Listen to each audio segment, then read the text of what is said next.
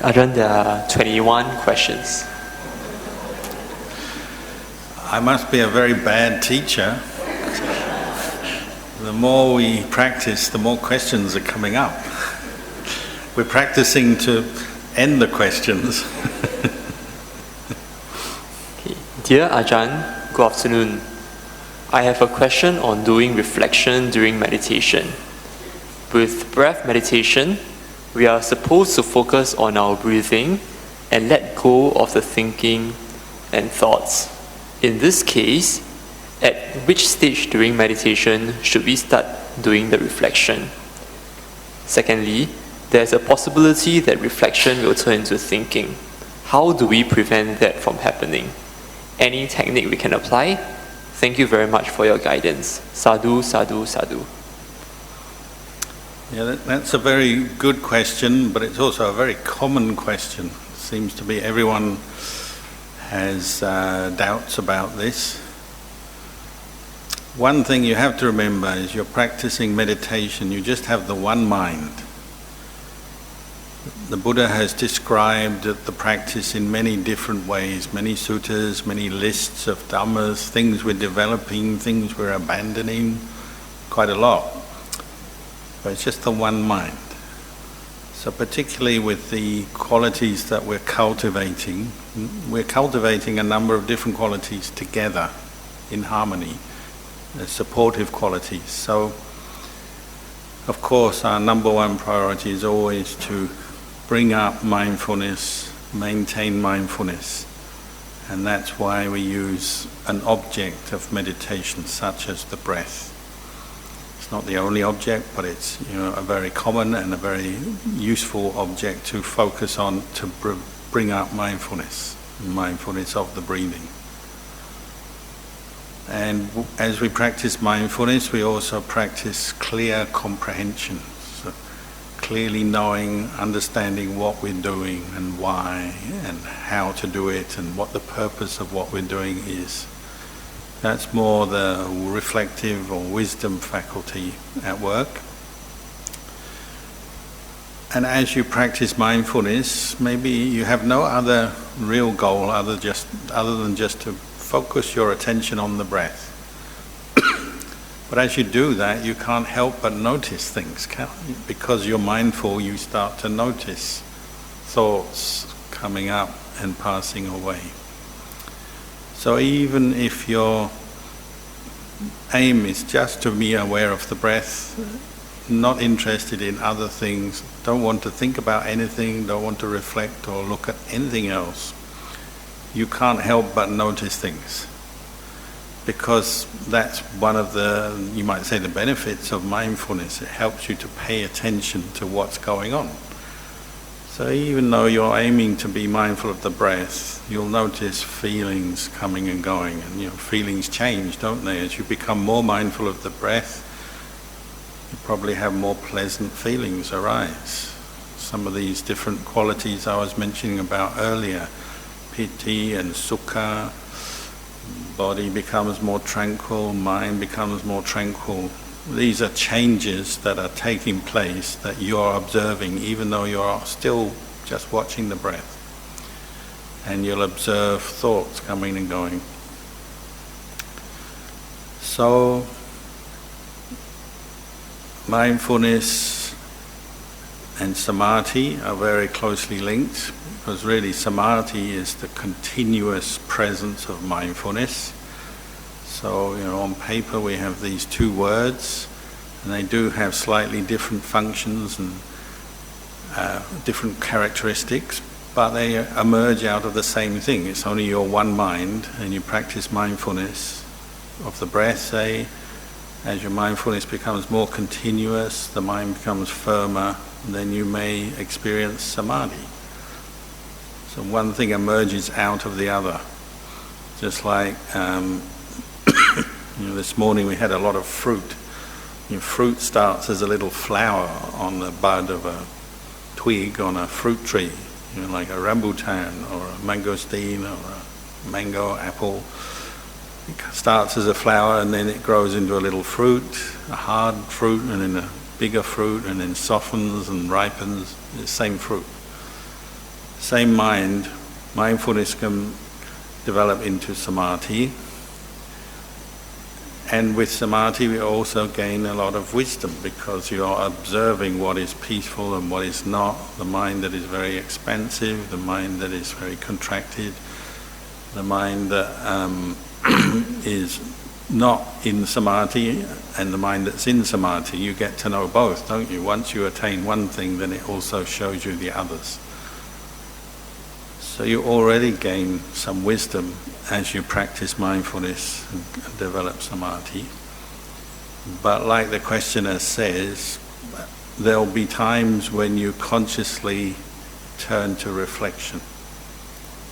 So one of those times may be when you're really frustrated in your meditation and you're trying to sit there and trying to be aware of the breath, but your mind doesn't stay with the breath. There's something bothering you. You're worrying about something, or you're angry about something, or you're sleepy, or there's something you want that you keep wanting and desiring, takes over your mind. And you're trying to be mindful of the breath, but your mind won't stay with the breath. It keeps thinking about all these other things. So sometimes you have to begin your meditation, or very early you take up reflection. You consider wisely, or you pay attention to the problem, the obstacle of your meditation. So you may be looking at a way to let go of a particular state of mind that is occupying your mind. So if it's anger, well, you may look into that and see, well, anger is still impermanent. So you're reminding yourself and teaching yourself to see the impermanence of angry thoughts, trains of thought, the feeling. Or you may even try and knock out the anger by bringing in goodwill, metta.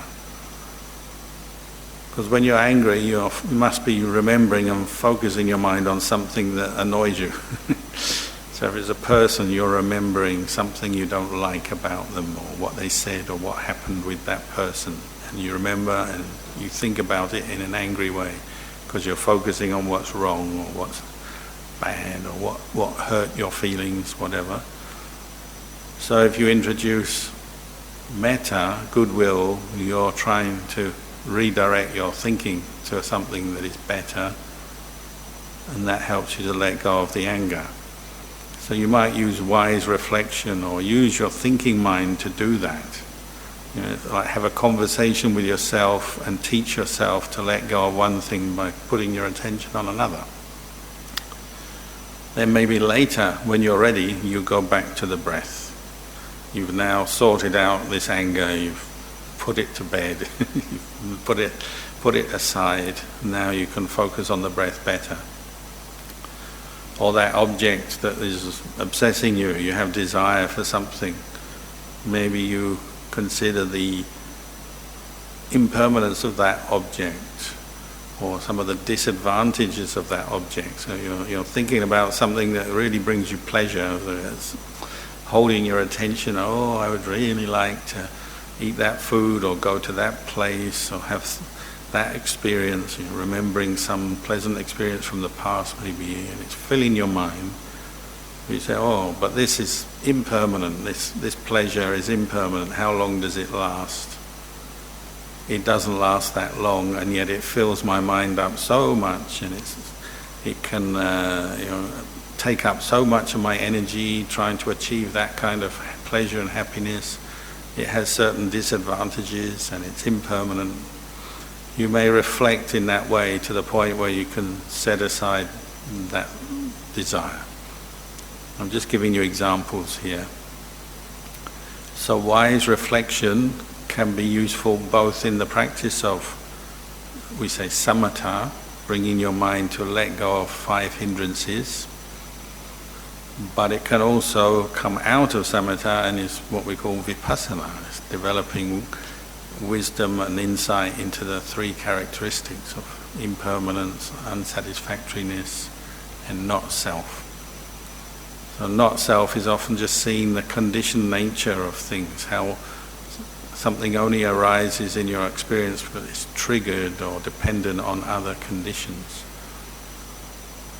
And you may reflect and see that, and you see through the sense of identification with a certain feeling or emotion, because you know it's being triggered by one thing. When that one thing fades out or changes, then that emotion fades out and changes, and you're seeing that, and your mindfulness and your wisdom is clear enough to say, well, this can't be a self, it's not really me, it's a temporary state of mind, comes up and fades away again. So we can use reflection sometimes straight away in our meditation because we've got a problem and we need to think it through and understand it. Later, maybe you reach a point where you experience some samadhi and the mind is calm and firm, and then you turn to reflect again. But now, because you're very mindful, your reflection is much more effective. It's not simply to sort out an initial problem or hindrance to your meditation. It's now seeing the very nature of thoughts, feelings, memories, bodily sensations, and seeing them as impermanent. And that kind of reflection may not require much thinking at all, or maybe no thinking, and it's just observing or witnessing. So we have depths of wisdom, depths of reflection, and sometimes we use it early on in our practice, sometimes we set it aside and we're just putting mindfulness on the breath and trying to continuously keep mindful of the breath, but then later we may be reflecting again, and we have a bit of back and forth like this. But your goal is always to improve your mindfulness, maintain mindfulness, and let go of these 5 hindrances, and be able to get to the point where your mind can see the impermanent nature of these 5 khandhas. See a thought as a thought arising, passing away, so not getting caught up in it. If mindfulness drops, then you start thinking again, just same old thinking, remembering, wondering, wanting, not wanting, fantasizing, and we get lost again in the stories of the mind, and so not much wisdom will come from that. But if mindfulness is strong, then you can observe your experience as it is. See a thought arise, pass away. See feelings arise, pass away. So mindfulness is key here. We need to maintain and bring up the mindfulness over and over again.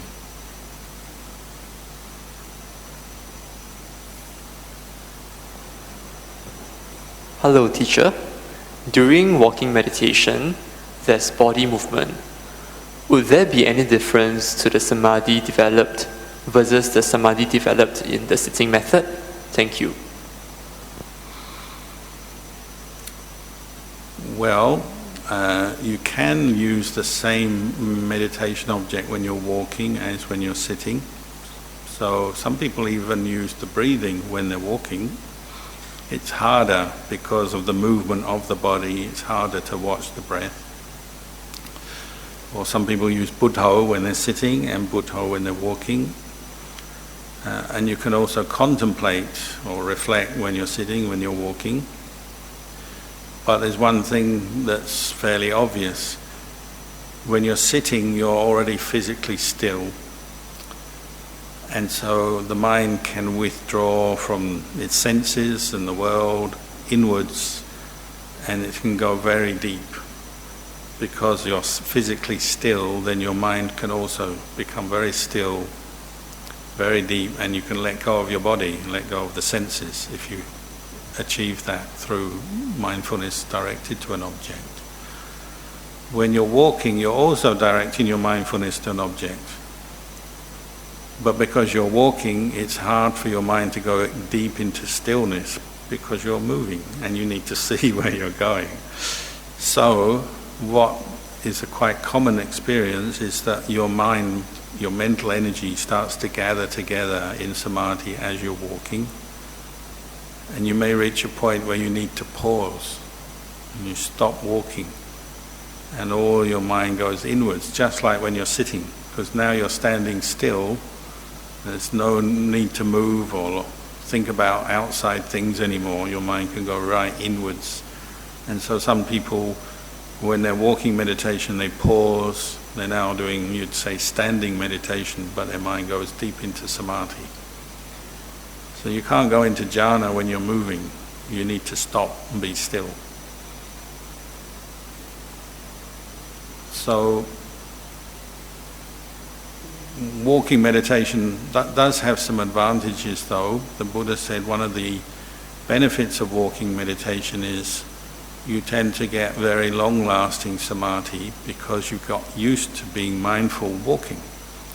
And in our life, in our daily life, we walk a lot from place to place. If you've practiced a lot of walking meditation, then all of those moments of walking through your day can become moments of meditation.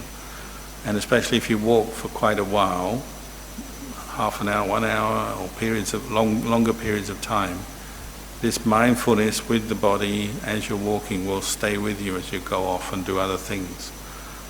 Whereas when you're sitting, you're very still and you may put effort into your practice and get very mindful and become quite peaceful in samadhi. But many people have a problem when they get up after sitting, all the mindfulness drains away and disappears very quickly sometimes. And that catches us out. And we were so peaceful only 5 minutes ago sitting in the hall, and we go downstairs and it's all gone very quickly sometimes.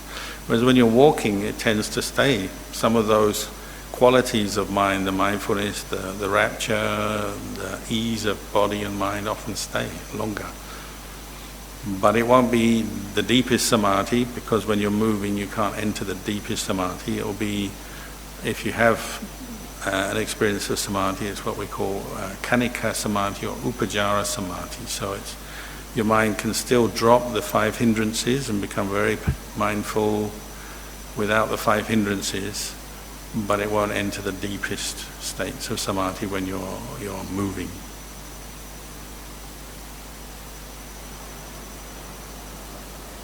Dear Ajahn, welcome to Singapore. I'm sorry to ask this question because it belongs to Mahayana. The Heart Sutra is so profound and not easy to understand. Please, Ajahn, can you tell us more about it? Thank you.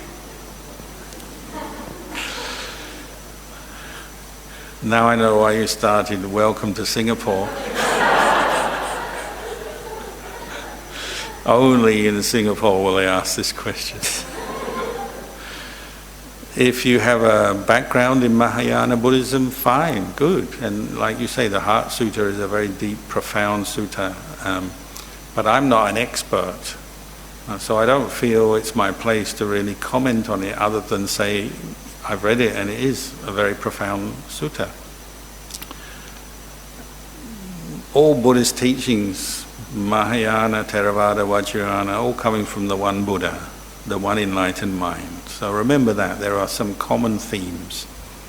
And even though over the centuries there's been some offshoots and people start explaining the Buddhist teachings a little bit differently in different countries, okay, fair enough, but there's some commonality between the different traditions and the practitioners. Often they get to the same point. When you practice Buddhism in China or Tibet or Singapore or in a Theravada Buddhist country, if you're developing the qualities of the Noble Eightfold Path, Sila, Samadhi, Panya, you may get to the point where your mind is very well trained and you're observing or experiencing the emptiness of phenomena. And the emptiness of phenomena means you're seeing not self in your 5 khandhas, seeing body as not self, feelings as not self, thoughts as not self.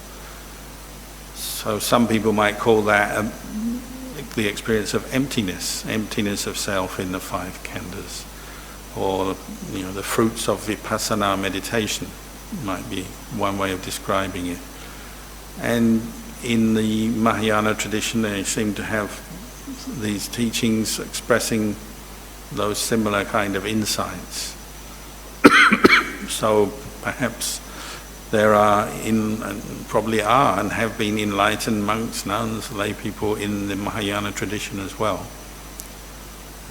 But these suttas are helping you to develop deeper insight into the nature of phenomena. Physical phenomena are subject to change. The four elements that make up this world, whether it's in a body, my body, your body, buildings, trees, anything, it's made up of the four elements: earth, air, fire, water, and they are not stable, they're changing, and they're not self. They don't belong to anyone. So that tends to be, in the Theravada tradition, we go into the practice of mindfulness with the body first. We begin with the breath, or the posture, or the four elements, investigating, seeing that these three characteristics in our body. But as we progress, we're also noticing the three characteristics in feelings, perceptions, thought formation, sense consciousness. And when your mind is very peaceful and mindfulness is very clear and very strong, well, maybe you have a very profound insight into emptiness, and you just have this clear sense that I am not this body, I am not feelings, I am not these thoughts. And you can understand how they arise according to causes and conditions, but there's no person, no fixed entity in these things. And perhaps the Heart Sutra is pointing to the same sort of wisdom. But I don't feel I'm the one to talk about that. But I'm not saying it's not a good thing. So if you've got some background with it and it's helpful to you, well, use it. That's fine.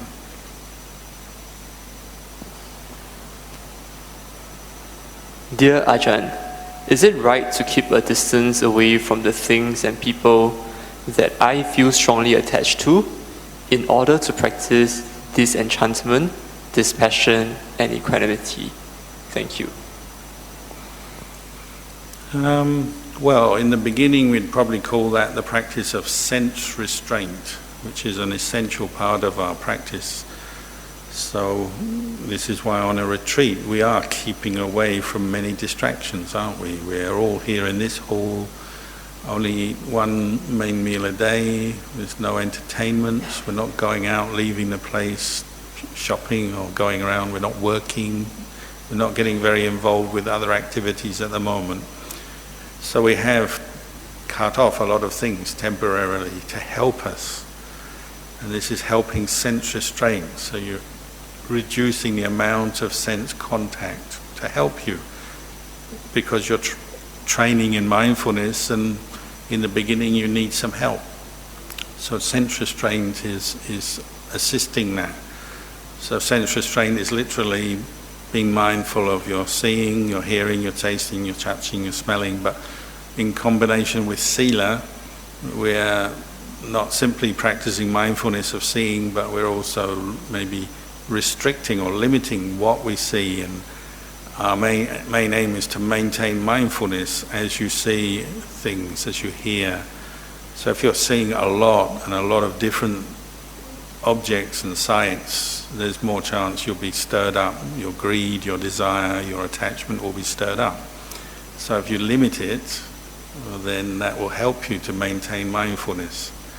So this is why monks go off to the forest, or the Buddha said, you practice anapanasati, look for a quiet, empty room or forest or some place that is a bit quieter than normal. You know, it's very difficult to learn anapanasati next to a TV.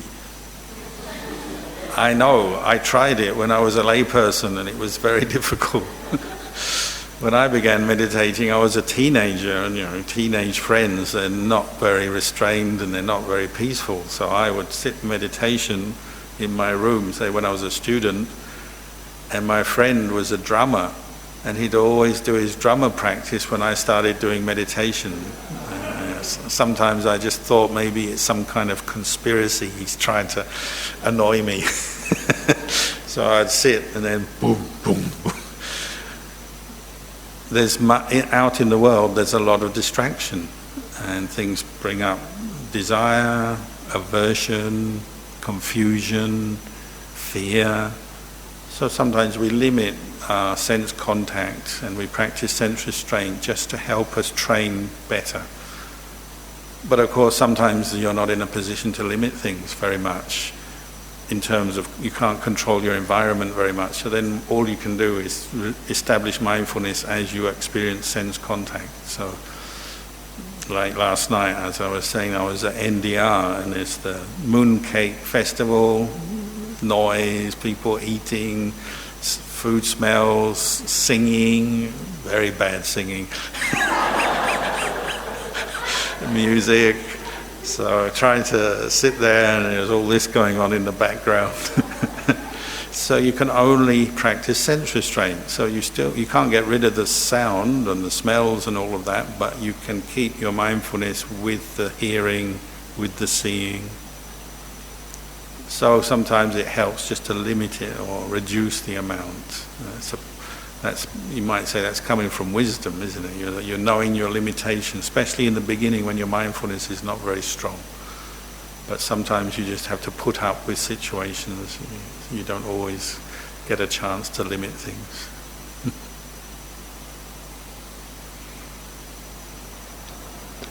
Dear Ajahn, during my daily life, I sometimes feel moody and irritated for no reason.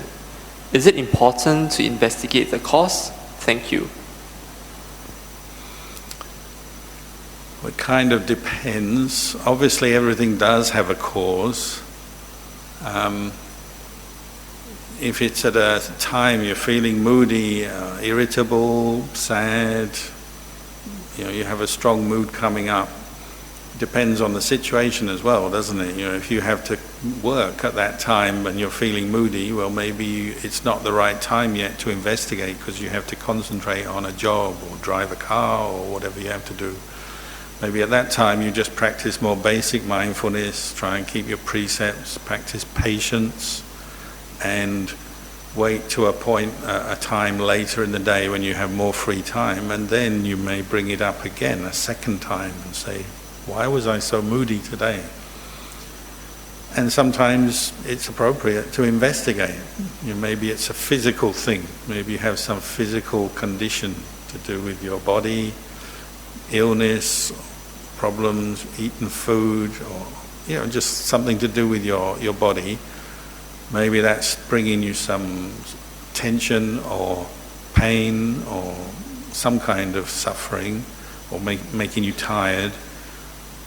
And if you become aware of that, you establish mindfulness and you become aware what the problem is, because maybe it's something you've seen before or experienced before, then that helps. Become mindful, I've got this problem and it's making me feel stressed or tense, or I'm reacting to some pain. At least you understand what's going on, and you still practice patience, keep your precepts, practice mindfulness, and you maybe can't do much about it until it passes. But when it passes, you can also reflect. It's impermanent. It's a feeling that's come up, passes. Or if it's a mental thing, just some mental depression or sadness, you watch. Eventually it passes and you can know it's impermanent. It's not self. So sometimes you can learn very quickly what it is and where it's coming from. Maybe it's connected to an event, something that's happened. You made a mistake or something went wrong or someone's given you some trouble, and so that has left an impression on your mind, so you're now having to deal with your reaction.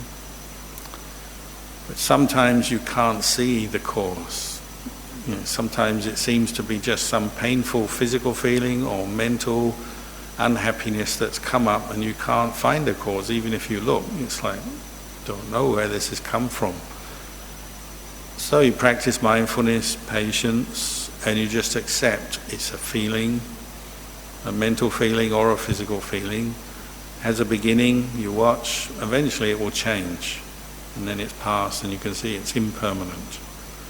And you may never really know what it's from. It could be karma from past life. Sometimes people have done something in a past life, they can't remember, don't know anything about their past life, and that's fine. But they suddenly have these mood swings, and it's coming up, and they don't know where it's coming from, and they just have to be very patient with that. Often when people meditate, they're more sensitive because they're more mindful, and so sometimes they notice things coming up. A very common one is people get pain in their chest, or pain in the head. And they don't know where it's coming from. All they know is as soon as they start to meditate, it's there. So it's almost like some kind of obstacle comes up. As soon as they start to meditate, they start to feel pain. Or it could be more mental, more kind of depression or sadness. So normally they're not noticing it, but as soon as they meditate, they're more sensitive, they notice it, so they feel sad. And sometimes people misunderstand and they say, oh, I'm meditating and it's making me sad, or it's making me experience pain. And often that's not true. What's happening is they're becoming more aware, so they're noticing things that they didn't notice before. But it's not that the meditation is causing those things, it's just revealing them, like showing you what's going on in your body or in your mind. So you always have to be very patient, mindful, and the one thing you know for sure is that a feeling arises, passes away. And if you can be mindful enough to see that and observe it or watch until it does pass away, well, you learn something. And if you keep seeing feelings as impermanent, that helps you to let them go, not hold on to them so tightly. They tend not to come up so strongly so often. So some meditators have found by being very mindful and patient with certain physical painful feelings or mental depressions that have come up, gradually they've let them go and they never return. That can happen. It's one of the amazing things about meditation. Sometimes it helps you to let go of old karma with mindfulness, with patience, through the practice. So sometimes it's appropriate to investigate, sometimes there's nothing you can do other than just see them as impermanent mental states or feelings. Okay, for Ajahn, this question has 4 parts. Dear Ajahn, do we do body contemplation first before we contemplate the mental faculties in the practice? Generally speaking, yes, because that's how the Buddha taught it. Satipatthana, mindfulness of body.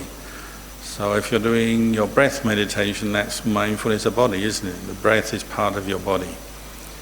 So I don't know if you're the same as me, but I started practicing mindfulness of breathing as my first meditation object, so I've done that regularly from that day one until now. And most people develop at least one kind of foundation meditation in their practice. There are other objects you can use. It doesn't have to be the breath, but if you use the breath, well, that's mindfulness of the body. And you might do that every day for a period of time to help improve the quality of your mindfulness, become used to letting things go, focusing on the breath. But then, say for me, I also have practiced contemplation of the 32 parts of the body and even the 10 corpse meditations, which are not very popular, and also the 4 elements, which are all parts of the body. So there's plenty to discover in just being mindful of the body. First foundation of mindfulness. I've done a lot of that. But as we've been saying, you focus on the breath, which is part of the body, but you can't help but notice feelings. As you're sitting there watching the breath, you feel pain, you feel pleasure, physical pain, mental pain. You notice feelings arising, passing away. You'll notice thoughts arising, passing away, and what those thoughts are, you're aware of that. Some very wholesome thoughts, some unwholesome thoughts. So, as you're developing your mindfulness of the body, you're also developing mindfulness of the mind and the mental states and feelings as well. Although they're not your main primary object or your primary purpose yet. If you're focusing on the body, that's your primary object. But you will develop some awareness of other factors of your mental experience. But then sometimes it may be appropriate, especially as you become more experienced in the practice, you pick one mental factor or quality to investigate. So you may just investigate feeling or the states of mind, or contemplating 4 noble truths, observing, craving, arising, passing away. from time to time you'll be investigating, maybe reflecting on other aspects of your experience, and then you come back to the body later. But they all arise out of the one thing, the practice of mindfulness, which you may begin by directing your mind to the body, and then mindfulness of feelings, the mind, mental states, understanding the Four Noble Truths can all come out of that. They grow one on top of another, or out of each other.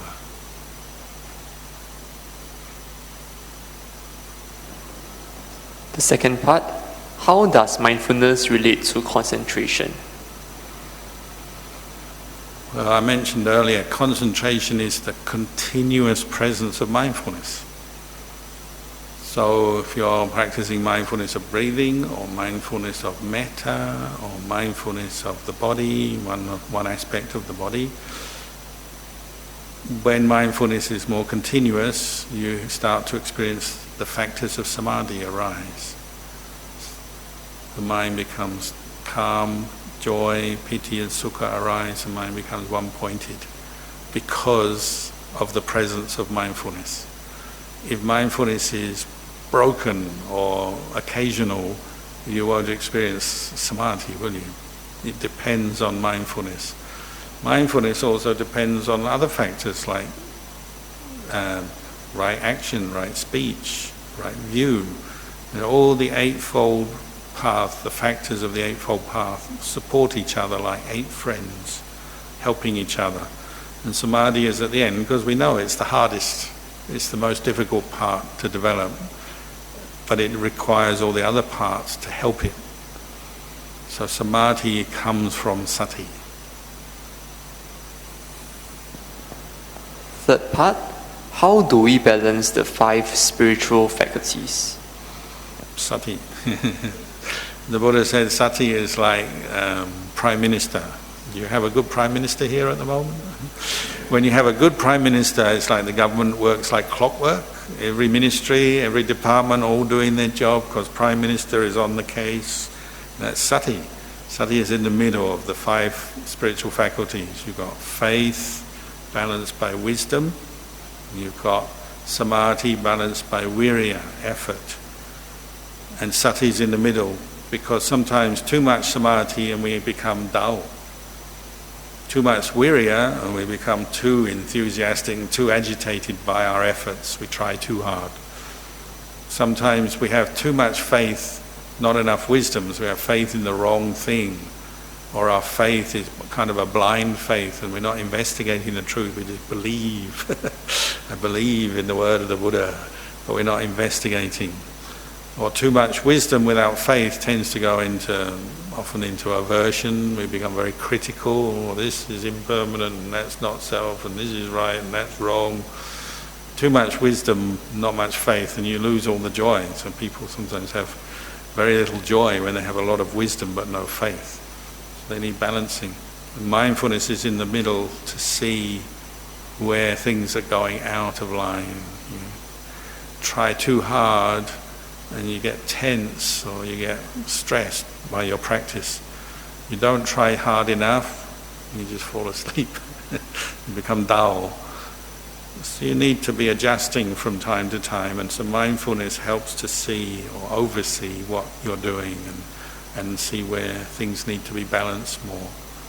And you do need to look at your practice from time to time, because you'll need to make adjustments. It's not like you just sit there and off you go and it will naturally lead to progress and you'll get nibbana. You have to learn and work things out as you go. So mindfulness is keeping you centered and then adjusting some of these other qualities. The fourth and the final part, can we use the method of seeing, hearing, etc., but staying in awareness compared to Kamata mantra, for example, Buddho? Thank you. Can we use objects of the senses, you mean, like seeing or hearing? So Yeah. You could. You can take a number of different things as objects. So Like especially when people are new, sometimes they need something to kind of pull them into the meditation. So like with kids, sometimes you give them very pleasant, unconventional objects. So you get them to focus on their favorite cuddly toy or doll, because they like looking at that. But you don't let them look at other things or think about other things, just think about this one visual image. Or sometimes people like to have sounds that they keep listening to.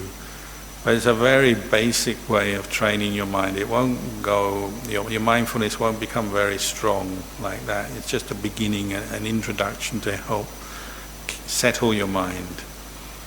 And then you want to take something that's a little bit more refined, which is why the breath is so popular and so useful, but it's not the only one. You could take metta, like metta meditation, especially for newcomers, is a very helpful meditation because we have so much negativity, aversion, painful memories and so on, that when we bring up goodwill as a meditation object, our mind often settles down easier.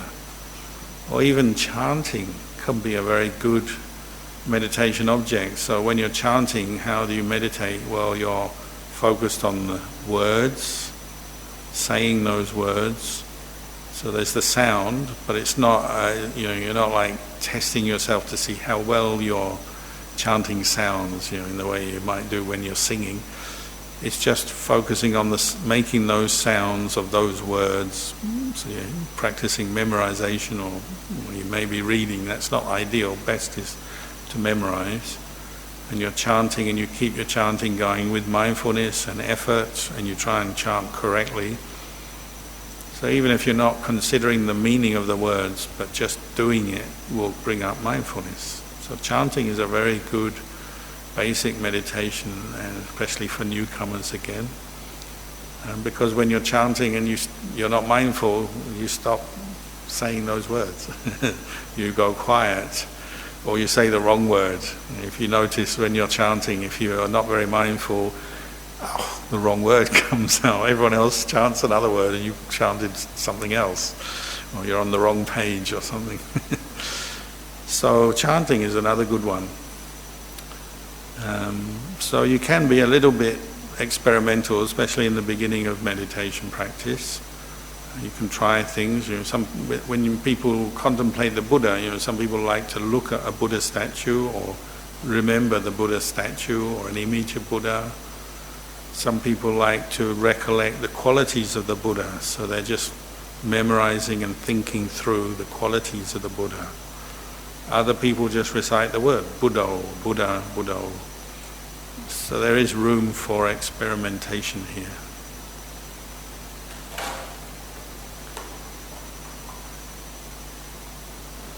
Dear Ajahn, how does a practicing Buddhist live amongst the people, family members, friends, colleagues, who are not on the path, i.e. mundane people who chase after sensual pleasure? And secondly, how do we be motivated to go on this path? Thank you. What was the second part? How to be motivated on this path. How to be motivated. What's that word? Motivated. Oh, motivated. Oh. Well, we all have to live amongst people who don't practice Dhamma, because that's the nature of this world. It's global, and there are people of all backgrounds and faiths and ideologies and characters and habits. So it's just normal. And if we're honest, even in the Buddhist community, there are Buddhists who are very superficial in their practice of what the Buddha taught, and then there's some who are very committed and devoted to it, and there's every level of commitment in the Buddhist community itself. Buddhists are not immune from chasing sensual pleasures, getting angry, having worries, getting stressed. Buddhists have all these problems as well as non-Buddhists. And to be honest, it's possible that someone who's not Buddhist can be quite wise and quite peaceful. It's possible, isn't it? And some Buddhists can seem not very wise sometimes. So it's these labels are not absolute here, but I think I understand the question. We have to seek out Dhamma friends, don't we? Kalyana Mitta, and associate with Dhamma practitioners. The Buddha teaching the Mangala Sutta, the first thing he said is, try to associate with good people, meaning people who practice Dhamma, listen to the Dhamma, respect the Dhamma, and avoid fools, meaning people who don't respect the Dhamma and don't really have much sense of what is right or wrong, good or bad, have no real spiritual goals perhaps. Associate with people who practice. So that's exactly what you're doing here. You come together, if only for a few days, with a group of others who are practicing. You get some support from the place, the people organizing, have all these organizers helping you to practice. There's really good conditions, isn't it? Because a lot of people have put effort in and commit to this. You get a lot of help with that. You obviously can't be on retreat all the time, but from time to time, maybe do some retreats, maybe attend a temple or a Buddhist group once a week, once a month, whatever time you've got. Not just for retreat, but you attend events where there's a Dhamma talk or some dana is being offered or some kind of volunteering or good cause is being supported. So these kind of events bring people together and you get a certain confidence, or your faith is boosted or supported because you're mixing with other people who do the same thing and have similar outlook, similar faith, similar practice. So one man was telling me a while ago now, he has a whole range of friends, but there's only a few friends who don't drink alcohol. They're the Buddhist ones. And the others are supposed to be Buddhist, but they all drink. So they go to an event like a dinner party or some kind of gathering, a birthday or something, and the three families are over here who don't drink, and everyone else is over there who do drink. I mean, they're still in the same place, but you tend to move towards the people who are like-minded or keep similar sila, similar behavior to you. And they said they've never looked back on that practice, because if you go to an event and you have a few friends who don't drink, the level of conversation stays very sober, wholesome, skillful, peaceful. Whereas the people who drink, they notice, at first they're all light-hearted and from their drink, but then gradually they have problems. People say things they regret, or there's a few arguments, or there's a few kind of more unwholesome things happening with the group who drink, because that's what alcohol does to you. So they just make the best of the event. They can't not be with these other people. Maybe it's a family or some important event they've got to be, but they stick together in a group of non-drinkers. And so we're doing that now, aren't we? We're sticking together as a group of meditators in a city where most people probably don't meditate. So you just have to do it like that. You find friends who can support you and you can support them as well, and you spend some time together. But when you're with the ones who don't meditate or drink or don't have any interest in Buddhism, you can still practice your Buddhism, but you don't expect to convert those people. You can be kind to them, compassionate and tolerant of them, because there's good in everyone, isn't there? You have to look for the good in people who, just because they don't call themselves Buddhist doesn't mean to say they don't have good qualities or they're not good people. They may still be very good people, and you see what level you can relate to them and try and find the good in them as you live with them or work with them or associate with them. And occasionally you win people over, don't you? If you are practicing Buddhism sincerely, other people who know you, who may not be Buddhist, but they get to see that, don't they? They see that you don't argue or steal or drink or you do things that are antisocial. They see that you're a kind-hearted person. You let go of things that would maybe make you angry, but they can see you letting go and being tolerant, say. people often are impressed by that over time. They get to know you and it helps. So, that's just the nature of the world. We have to mix with many different people.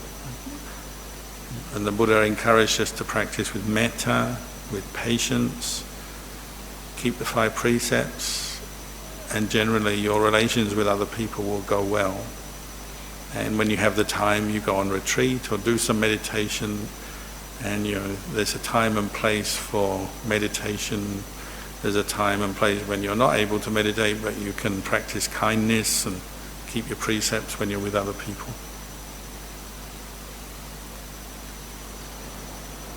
Dear respected Ajahn, the first precept says not to kill and not to support any killing of beings in the world. When lay people offer meat to the Sangha, would that not be considered supporting the act of killing with gratitude? Well, it could be considered that. So you always have the choice not to do that. You have the choice to offer vegetarian food. And these days it's much easier to source it and find it, isn't it? When I first became a monk, it was 40 years ago, there was very little vegetarian food in northeast Thailand where I lived, so I had a lot of meals of rice and bananas. This morning I ate rice and bananas, so what has changed? Nothing. There was a lot of vegetarian food this morning though. I just got used to that. You have to manage your expectations as a monk, so sometimes your meals vary in how much you get and what kind of food you get. But vegetarian food is more easily available, so you can choose it. If you see that's a good thing to do, that's good. The only thing to remember is if somebody does buy meat and cook it and offer to monks, that's not breaking the rules or killing, because you only bought meat from a supermarket or something. But you shouldn't be ordering live fish or chicken or whatever and then killing it for the monks or for yourself. That's different. If you're ordering the killing, then you are directly promoting killing. But if you buy meat that's already killed, available in the shop, it's not breaking the precept of killing, so it's not making negative karma there. But if you decide not to buy meat because you have compassion for all the animals that are slaughtered and exploited in the meat industry, well, that's the practice of compassion, isn't it? And you may choose that, and as I said, these days it's much easier to get by eating vegetarian food and not using meat, and maybe the world one day will have no choice because the number of people in the world is growing and the meat industry is very inefficient, destructive of the environment and very exploitative of it makes animals suffer a lot. And people now are becoming more aware of that. I think in the past they weren't so aware. The abattoirs and the chicken farms and all these farms were kind of out of sight, so you didn't think much about it. But now people know more about it. They're aware, these animals really suffer when they're factory farmed, and we overfish the sea, and we can really hurt and harm animals by on factory farms and so on. So now people are a little bit more aware, or maybe they'll change their habits. So, the Buddha didn't say much on vegetarianism. I think maybe in the time of the Buddha most people were vegetarians just by habit. But he did say you shouldn't kill for monks if you're offering food to monks, and then you could take that on for yourself. So if you're going to order something that will lead to something being killed, well, you might decide, I'm not going to order that. Certainly, what people like to do, they go to the market and get those fish. They, this looks nice, and they go home and then they kill the fish. That's not very good. Buddhists now are releasing fish, aren't they? They go and buy the fish and they release them. Crabs, fish, turtles, even cows. There are projects where in Thailand, Singapore doesn't have much land, but in Thailand they have farms, so people like to go and sponsor a cow or a water buffalo from the slaughterhouse. They buy it and they send it to a farm, and it can live out its old age, just die of old age rather than be slaughtered. So you can do that.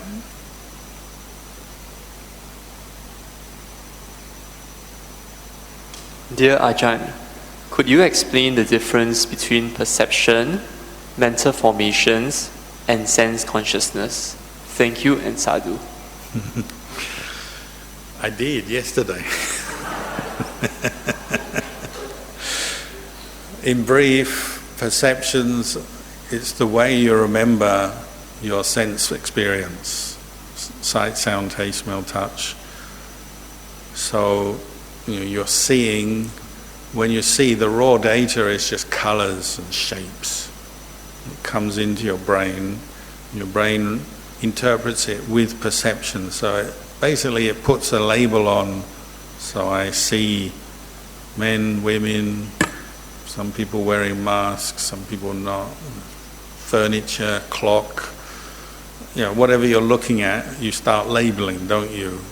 And you've done that so much that the labels are just popping up without you having to really think about it. But occasionally you'll encounter something new or you're not sure of, so the labeling process is a bit slow, isn't it?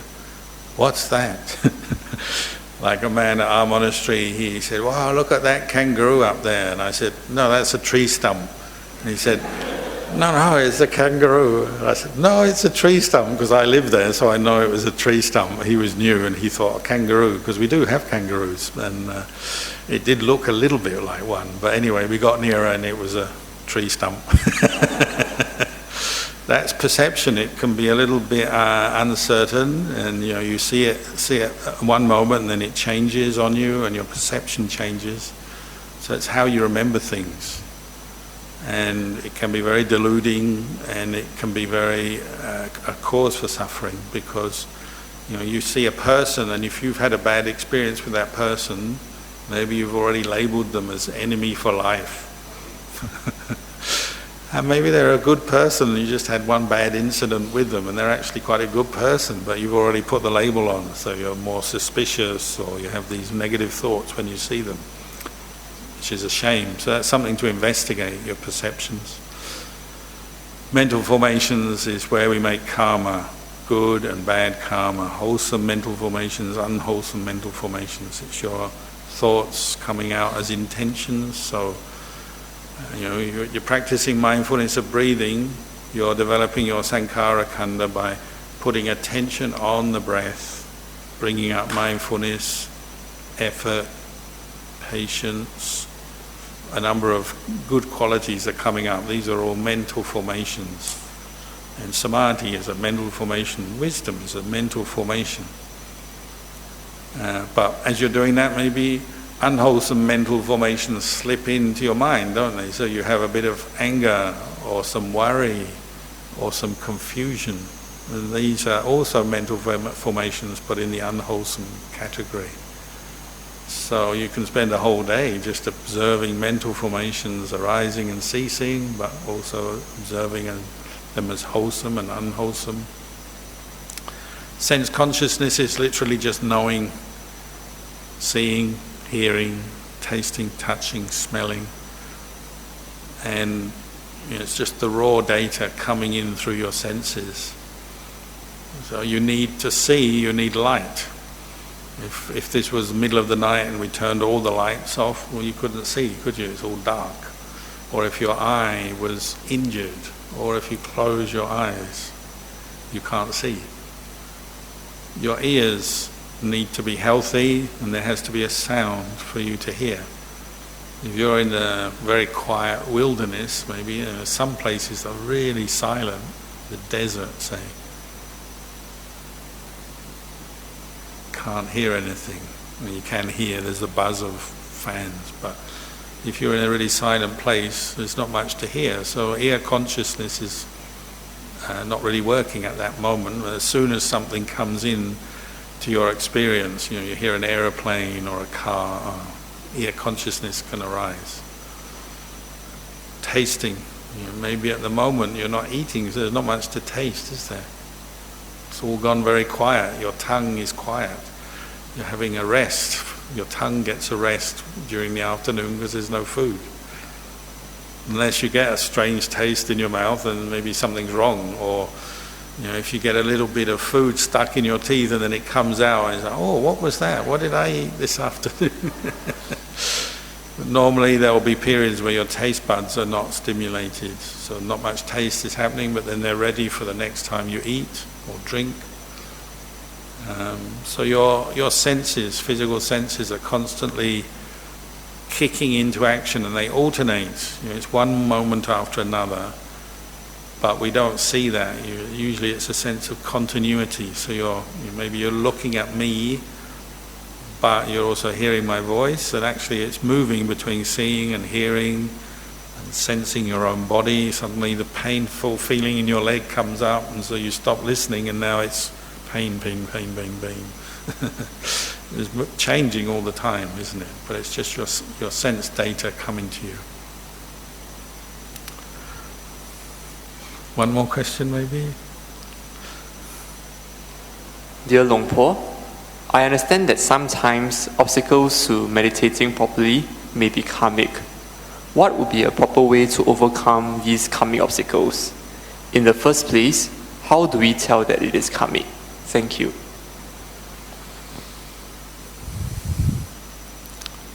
Well, most things are just karma anyway. Karma coming back to us, karma arising. So, as an easy way of speaking, you could say a lazy way of speaking, you could say everything is karma coming up as you meditate. But the very practice of keeping the precepts, sense restraint, mindfulness practice, listening to the Dhamma, understanding the Dhamma, this is all very good karma. So it's good new karma that you're making in your life. So whatever else happens in your life, today you can say you've made good karma. You can be happy about what you're doing today. Even if in the past you've had a terrible childhood, or you had, all kinds of horrible things have happened in the past, at this moment you're making good karma. That's something to be happy about. You rejoice in it, and that's something the Buddha said, rejoice in the good karma you make. Don't be too shy about it. It's not that you have to go and tell everyone, run out in the street and say, ooh, I made all this good karma. You don't have to tell everyone, but you have to just acknowledge this is good karma. And if you're making good karma, you're reducing the likelihood of making bad karma. It's not absolute, you're not there yet. Only the arahants are there, but if you meditate regularly and you listen to the Dhamma regularly and you reflect on Dhamma and you try and keep precepts and you practice generosity, you're constantly developing good karma, so you're changing your karma. That's the way you change your karma. It can't be done like the monks. You come to for a blessing, you say, oh Ajahn, I've got so much bad karma. Can you get rid of my bad karma for me? Can you wave your magic wand? And you say, no, I'm not Harry Potter. It doesn't work like that. You still have to receive the fruits of your old karma, but you receive them by making good new karma. And then those old fruits just start to fade out and finish, and you're making good karma, so the good fruits, the good results will start coming up. And that's how we practice. It's how it works in Buddhism. It's because we can make karma that Buddhism works.